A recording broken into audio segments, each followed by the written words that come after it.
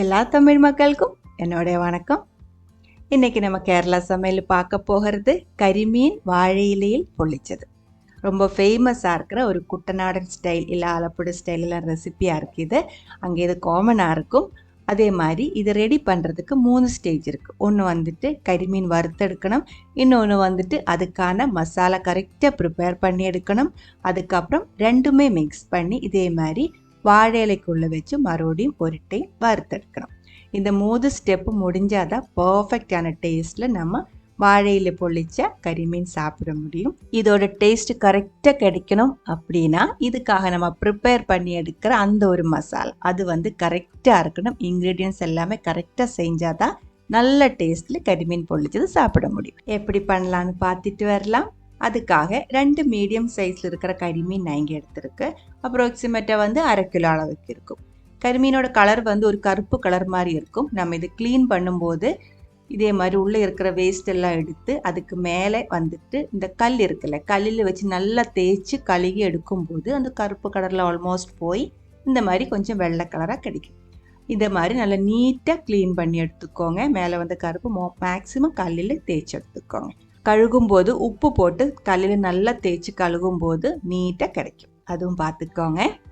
இனி ஒரு கத்தி வச்சுட்டு இதே மாதிரி கோணையாக கட் பண்ணி எடுத்துக்கோங்க.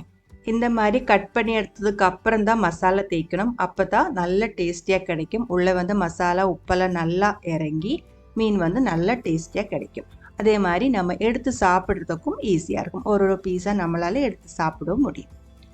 அதே மாதிரி இன்னொரு விஷயம், நீங்கள் கரிமீன் செலக்ட் பண்ணும்போது கொஞ்சம் குண்டாக இருக்கிறத பார்த்து வாங்கிக்கோங்க. ரொம்ப சின்னதாக இருந்தால் முள் வந்து எப்போவுமே ஷார்ப்பாக இருக்கும், சாப்பிட்றதுக்கு நமக்கு கம்மியாக தான் கிடைக்கும். அதை பார்த்துட்டு கொஞ்சம் பெரிய கரிமீனாகவே பார்த்து வாங்கிக்கோங்க.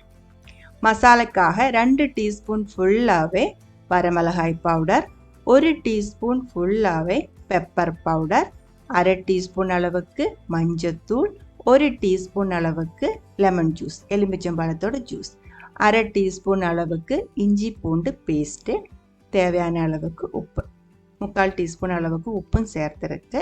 இனி இது தேவையான அளவுக்கு தண்ணி ஊற்றி கட்டியாக இருக்கிற ஒரு பேஸ்ட்டாக நம்ம இது மாற்றணும். ரொம்ப தண்ணி மாதிரி ஆகி போகக்கூடாது. கொஞ்சம் கொஞ்சமாக தண்ணி ஊற்றி பேஸ்ட்டாக ரெடி பண்ணி எடுத்துக்கோங்க. பாருங்கள், இப்போ இது கரெக்டாக இருக்குது. நம்ம கட் பண்ணி எடுத்து வச்சுருக்கிற மீன் இதுக்குள்ளே போட்டு மசாலா வந்து நல்லா தேய்ச்சி விட்டுக்கோங்க. மீன் கையில் தேய்ச்சி விட்டால் தான் கரெக்டாக மசாலா கிடைக்கும். உங்களுக்கு க்ளவுஸ் வேணால் க்ளவுஸ் போட்டுக்கலாம். நான் இப்போ கையில் தான் செய்கிறது. உள்ளே அந்த கட் பண்ணி இருக்கிற இடத்துக்குள்ளே எல்லாம் மசாலா நல்லா தேய்ச்சி விட்டுக்கோங்க. அதே மாதிரி உள்ளே நம்ம அந்த வேஸ்ட்லாம் ரிமூவ் பண்ணி இருக்கிற இடம் இருக்குல்ல, இந்த வயருக்குள்ளே, அதுக்குள்ளே எல்லாம் மசாலா நல்லா தேய்ச்சி விட்டுக்கோங்க. எங்கே ஓப்பனாக இருக்குமோ அங்கே எல்லாமே மசாலா தேய்ச்சி விட்டுக்கோங்க. 2 மீனுமே மசாலா தேய்ச்சி எடுத்து வச்சதுக்கப்புறம் இது வந்து உடனே நம்ம பொரிச்சு எடுக்கக்கூடாது. முடிஞ்சால் 1 மணி நேரம் வச்சுக்கோங்க, இல்லை இருந்தால் 1/2 மணி நேரமாவது வச்சுக்கோங்க. மீனோட சைஸு பார்த்துட்டு வச்சுக்கலாம். சின்ன மீனாக இருந்தால், ஒரு மீடியம் சைஸ் மீனாக இருந்தால் 1/2 மணி நேரம் போதும். பெருசாக இருந்தால் 1 மணி நேரம் வரைக்கும் வச்சுக்கோங்க. அதுக்குள்ளே நம்ம மசாலா ரெடி பண்ண ஆரம்பிச்சுக்கலாம். சின்ன வெங்காயம் 20-25 சின்ன வெங்காயம் எடுத்துருக்கு.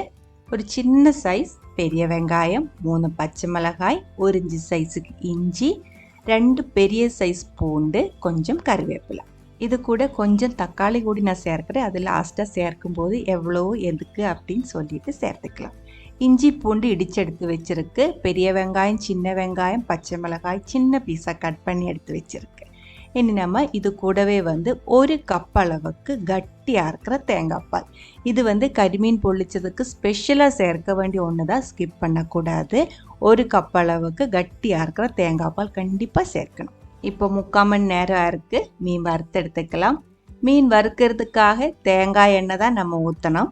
அது கண்டிப்பாக தேங்காய் எண்ணெய் தான் வேணும். வேறு எந்த எண்ணெயுமே கரிமீன் பொள்ளிச்சதுக்கு எடுக்கக்கூடாது, டேஸ்ட்டு மாறி போயிடும். நம்ம எடுக்கிற பாத்திரம் வந்து கொஞ்சம் குழிவாக இருக்கிற ஒரு கடாய் இல்லை இதே மாதிரி ஒரு பேன் எடுத்துக்கோங்க. அப்ராக்சிமேட்டாக வந்து ஒரு 3 to 4 டேபிள் ஸ்பூன் அளவுக்கு எண்ணெய் ஊற்றி இருக்குது, தேங்காய் எண்ணெய். மீன் வறுத்தெடுக்கிறதுக்கும் மசாலா ரெடி பண்ணுறதுக்கும் இதே எண்ணெய் போதும். முதல்ல இந்த எண்ணெயில் மீன் வறுத்தெடுத்ததுக்கப்புறம் மிச்சம் வர்ற எண்ணெயில் நம்ம மசாலையும் வதக்கி எடுத்துடுவேன். இந்த ஒரு ரெசிபி செய்யறதுக்காக நம்ம ரொம்ப அதிகமாக எண்ணெய் யூஸ் பண்ணுறதில்ல. இதே நம்ம இப்போ ஊற்றி இருக்கிற இந்த எண்ணெயே போதும். கரிமீன் வறுக்கும் போது தீ அட்ஜஸ்ட் பண்ணி கருகி போகாமல் நல்லா சாஃப்டாக வறுத்தெடுத்துக்கோங்க. இது வந்து நல்லா வேகணும். ஆனால் மேலே வந்து ரொம்ப கிறிஸ்பி ஆகி போகக்கூடாது. அது பார்த்துக்கோங்க. கருகி போயிடுச்சுன்னா டேஸ்ட்டு மாறி போயிடும். பாருங்கள், இப்போ வந்து 2 மீனுமே நம்ம நல்லா சாஃப்டாக கரெக்டாக வேக வச்சு ஃப்ரை பண்ணி எடுத்துருக்கு. இனி இது பிளேட்டில் மாற்றிக்கோங்க.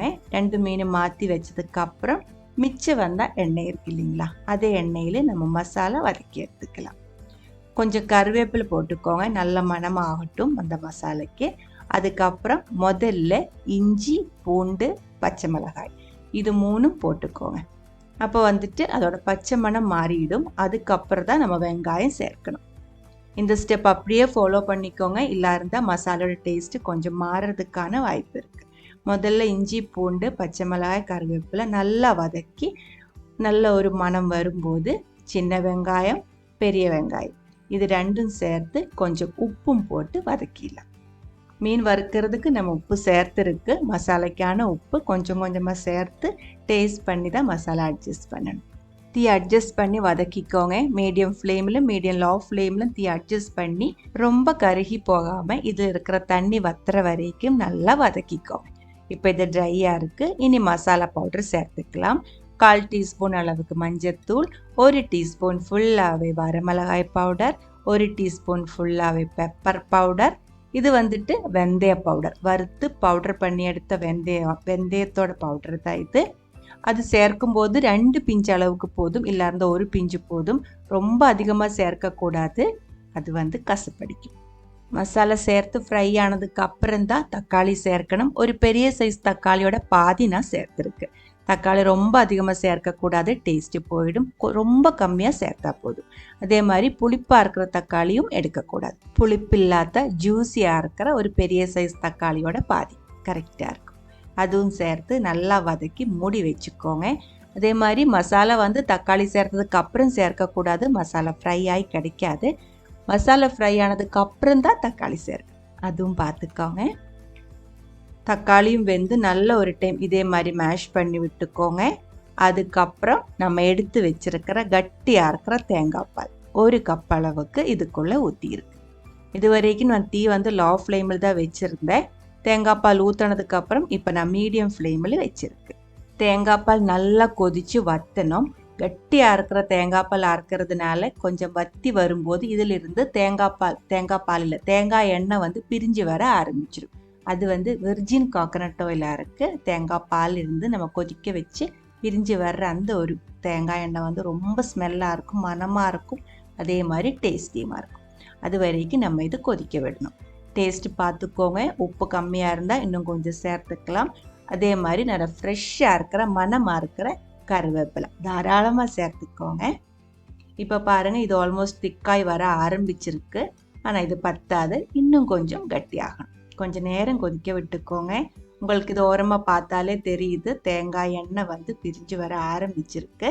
வறுத்ததுக்கப்புறம் மிச்சம் வந்தால் ரொம்ப கம்மியாக இருக்கிற தேங்காய் எண்ணெயில் தான் நம்ம வெங்காயம் வதக்கி இருந்தேன். ஆனால் இப்போ பாருங்கள், தேங்காய் எண்ணெய் வந்து ரொம்ப அதிகமாக இருக்குது இதில். இந்த அளவுக்கு கிரேவி நல்லா கட்டி ஆனதுக்கப்புறம் தீ வந்து ரொம்ப கம்மி பண்ணி வச்சுக்கோங்க. அதுக்கப்புறம் நம்ம வறுத்தெடுத்து வச்சிருக்கிற மீன் அதுக்கு மேலே வச்சு மசாலா ஃபுல்லாக கவர் பண்ணி விட்டுக்கலாம். இந்த மாதிரி முதல்ல மசாலைக்குள்ளே மீன் வச்சு கவர் பண்ணும்போது இந்த ஜூஸு ஃபுல்லாக இந்த மீனுக்குள்ளே இறங்கிறதுக்கான ஒரு டைம் கிடைக்கும். அது வந்து ரொம்ப டேஸ்டியாக இருக்கும். அதனால தான் இந்த மாதிரி நான் செய்கிறேன். கொஞ்சம் நேரத்துக்குள்ளே இது வந்து கொஞ்சம் ட்ரை ஆகி மசாலா இந்த ஜூஸு ஃபுல்லாக மீனுக்குள்ளே இறங்கியிருக்கும். அதுக்குள்ளே நம்ம வாழையில ரெடி பண்ணி எடுத்துக்கலாம். வாழையில தீயில் வச்சு இதே மாதிரி கொஞ்சம் சூடு பண்ணி எடுத்து அது வந்து கொஞ்சம் ஃப்ளெக்சிபிளாக இருக்கும் இல்லைங்களா, அது அந்த மாதிரி செஞ்சு எடுத்துக்கோங்க. 2 வாழையில எடுத்துருக்கு. கிழிஞ்சு போகாமல் இருக்கிறதுக்கு ஒரு சேஃப்டிக்காக 2 வாழையில எடுத்துருக்கு. இப்போ பாருங்கள், நம்ம மசாலா வந்து அந்த மீனுக்குள்ளே ஃபுல்லாக இறங்கி இருக்குது. நல்லா ட்ரையாக இருக்குது. பாதி மசாலா ஒரு மீனில் நான் இதே மாதிரி வச்சுருக்கு. அதுக்கப்புறம் இனி இது மடித்து நல்லா கெட்டி எடுத்து வச்சுக்கலாம். 2 டைப்பில் இது வந்து இலையில வச்சுக்கலாம். ஒன்று வந்து நான் இப்போ முன்னாடியே செஞ்ச மாதிரி மீன் வந்து தனியாக வைக்கணும், மசாலா தனியாக இருக்கணும். கொஞ்சம் மசாலா முதல்ல வாழை இலைக்கு மேலே வச்சதுக்கப்புறம் நம்ம வறுத்து எடுத்து வச்சுருக்கிற மீன் அந்த மசாலாக்கு மேலே வச்சு மறுபடியும் அதுக்கு மேலே கொஞ்சம் மசாலா போட்டு கெட்டி எடுத்துக்கலாம். ஆனால் எனக்கு வந்து அதோட இந்த மாதிரி செய்யும்போது தான் டேஸ்ட் அதிகமாக இருக்கிறது. அப்போ வந்து அந்த மீனுக்குள்ளே ஜூஸ் இறங்கிறதுக்கான ஒரு டைம் கிடச்சிருக்கிறதுனால மீன் வந்து இன்னும் டேஸ்டியாக இருக்குது. உங்களுக்கு எப்படி வேணாலும் செஞ்சுக்கலாம், ரெண்டும் டேஸ்டியாக தான் இருக்கும். ஒரு மீன் அதே மாதிரி கெட்டி எடுத்து வச்சுருக்கு, அடுத்த மீனும் அதே மாதிரி ரெடி பண்ணி எடுத்துக்கலாம். இது நான் ஒரு கொஞ்சம் மசாலா கீழே முதல்ல போட்டதுக்கு அப்புறம் தான் நம்ம எடுத்து வைக்கிற மீன். இடையில ஒரு கருவேப்பிலையும் வச்சுருக்கேன். இப்போ நம்ம ரெடி பண்ணியிருக்கிற இந்த ஒரு மசாலில் நீங்கள் 3 மீன் வரைக்கும் எல்லாம் பொழிச்சு எடுத்துக்கலாம். அந்த மசாலா இதில் இப்போ கொஞ்சம் மசாலா அதிகமாக தான் சேர்த்துருக்கு. சாதம் கூட எல்லாம் சைட் டிஷ்ஷாக சாப்பிடும்போது கொஞ்சம் மசாலா இருந்தால் தான் டேஸ்டியாக இருக்கும். சில பேர் வந்து சாதம் கூட சாப்பிடாம சும்மா வாழையிலையில் பொழிச்ச மீன் தனியாக சாப்பிடுவேன். அப்போ வந்து இந்த அளவுக்கு மசாலா வேணுன்ட்டு இல்லை, மசாலா ரொம்ப பிடிக்கும் அப்படின்னா இதே அளவுக்கு வச்சுக்கோங்க. இல்லை உங்களுக்கு கொஞ்சம் கம்மி பண்ணணும் அப்படின்னா வதக்கும் போது கொஞ்சம் கம்மி பண்ணி எடுத்துக்கலாம் குவான்டிட்டி. பாருங்கள், ரெண்டுமே நம்ம ரெடி பண்ணி எடுத்துருக்கு. 3வது ஸ்டெப்பு நம்ம இப்போ செஞ்சுக்கலாம், ஒரு டைம் வறுத்துக்கலாம். இந்த எண்ணெய் நான் இப்போ ஊற்றி இருக்கிறது அந்த வாழையெல்லாம் நம்ம இதுக்குள்ளே வைக்கும்போது கருகி போகாமல் இருக்கிறதுக்காக தான். இந்த எண்ணெய் வந்து மீனுக்குள்ளே இறங்காது, இந்த வாழையெல்லாம் அடி பிடிக்காமல் இருக்கிறதுக்காக தான் அந்த எண்ணெய் ஊற்றியிருக்கு. தீ வந்துட்டு கம்மி பண்ணி வச்சுக்கோங்க. அதுக்கப்புறம் இதே மாதிரி பொங்கி நின்று கொஞ்சம் அமர்த்தி விட்டுக்கோங்க, கீழே அந்த பாத்திரத்தில் ஒட்டி நிற்கிற மாதிரி. அதுக்கப்புறம் மூடி வச்சுக்கோங்க. இது கொஞ்சம் நேரம் இருக்கணும், அப்போ இதுக்குள்ளே நல்லா ஆவி வந்துடும். ஃபுல்லாக அந்த வாழையில ஃபுல்லாக ஆவி வந்ததுக்கு அப்புறம் நம்ம இதை திருப்பி போட்டுக்கலாம். ஒரு 10 to 15 நிமிஷம் ஆகும் சில டைமில். ஆனால் நீங்கள் டைம் பார்க்காம இந்த வாழையில நல்ல சூடாக இருக்கா, நல்லா ஆவி வருதான்னு மட்டும் பார்த்துட்டு இது வந்து ரெடி பண்ணி எடுத்துக்கோங்க. நல்ல சூடாகணும், 2 சைடும் 2-3 டைம் வேணால் திருப்பி திருப்பி போட்டுக்கலாம். அப்போ வந்து நல்லா அந்த மீனுக்குள்ளே நல்ல சூடாக அந்த மசாலா நல்ல சூடோடு இறங்கிடும். இதே மெத்தடில் உங்களுக்கு வேறு மீனும் ரெடி பண்ணி எடுத்துக்கலாம். மத்தி, ஐலா, நம்ம ஊரில் கிடைக்கிற ஜிலேபி மீன் அதெல்லாம் வந்து இதே மாதிரி ரெடி பண்ணி எடுத்துக்கலாம்.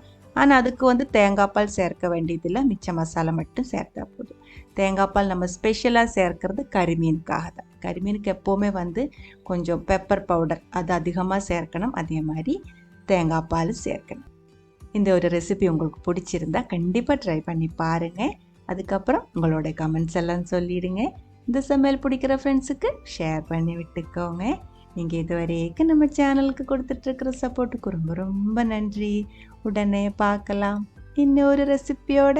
அது வரைக்கும் வணக்கம்.